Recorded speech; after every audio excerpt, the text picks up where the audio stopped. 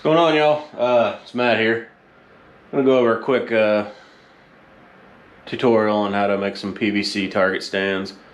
You go to your local range, usually they're shot to hell. People have no idea where they're sighted in at. They destroy everything. Here's something I just threw together.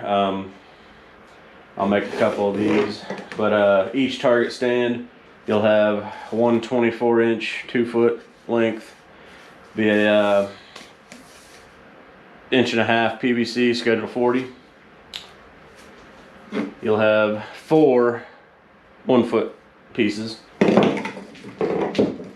You'll have 2 T-connectors, 1.5 inch, and you'll have 4 elbows. Got the furring strips here, 6 foot. That way it's about man height. That way you're up out of the ground. I mean, you can cut them lower if you want. You got your primer and sealant, and I use sandpaper to soften the edges here. That way the fitment's good on these. So I'll just throw this together real quick without cementing it, so we don't get cement all over the camera gear and everything else. It's pretty basic, really.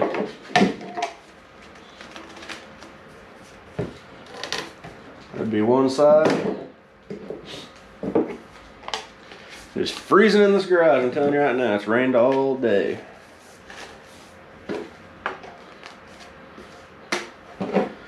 I've made these years ago, used them for a while.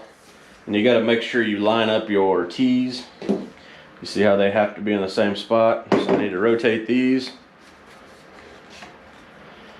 But if you leave them outside, they will rot, deteriorate, sunlight, just all together, everything. They do last a while though. So you got your 2 12 inches on each side, and then you're going to set a 24-inch in between each of them. See if I can get things to cooperate. Just a quick and dirty assembly, which is going to complete your base. So this will put your base together, and you've got a nice area of stability when you take this to the range. Once you glue it, you're going to want to set some weights on it to make sure it stays square. I didn't put a square on or anything. I mean, they're not real expensive. PVC is not cheap right now, but it's affordable. I mean, you need target stands. You're going to take your remaining 2 24-inch pieces. They will go upright. These are what are going to hold your furring strips, which they will go, well, I can show you one that I've already made. Give me 1 second. This here would be your finished project. Don't mind the garage. I've got stuff I gotta move around. As you can see, I got 6 foot here. I'm a little taller than it is. So you've got all the area, you know, depending on where your berm is, you can lower it down. You can keep them high, however you want to do it. It's pretty sturdy. The wind's not going to blow it down. Quick and easy. The whole basis for this is you glue the base. You can take these out. That way you can take both of these out.